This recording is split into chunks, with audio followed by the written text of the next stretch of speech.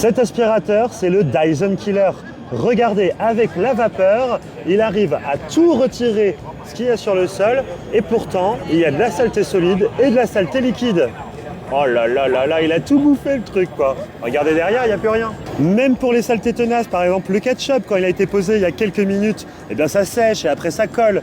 Il arrache tout, ça c'est grâce à la vapeur qui va tout de suite dissoudre les différentes saletés qui ont pu sécher au sol. Ça, c'est quand même une sacrée innovation. Et si vous regardez, les roues qu'il y a à l'arrière sont en fait motorisées. Et à la main, il y a très peu d'efforts à produire. Il y a une partie encore plus compliquée, on mélange des cheveux avec du lait. Alors là, les cheveux, c'est le genre de truc qui va venir s'enrouler dans la brosse. On va voir ce que ça donne à l'aspiration.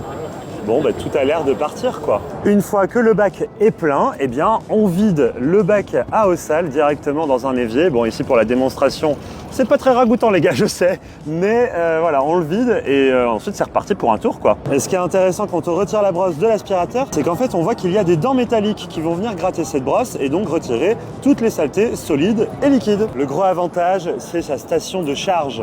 En fait, à l'intérieur, il y a comme un sèche-cheveux qui va venir sécher cette brosse qui sera humidifiée et donc qui pourrait avoir des mauvaises odeurs si les bactéries se développent. Ici, ça sèche tout et donc une fois que l'aspirateur est propre et sec, eh ben, on peut le laisser tranquille et ne pas avoir peur des mauvaises odeurs. Tout est clean.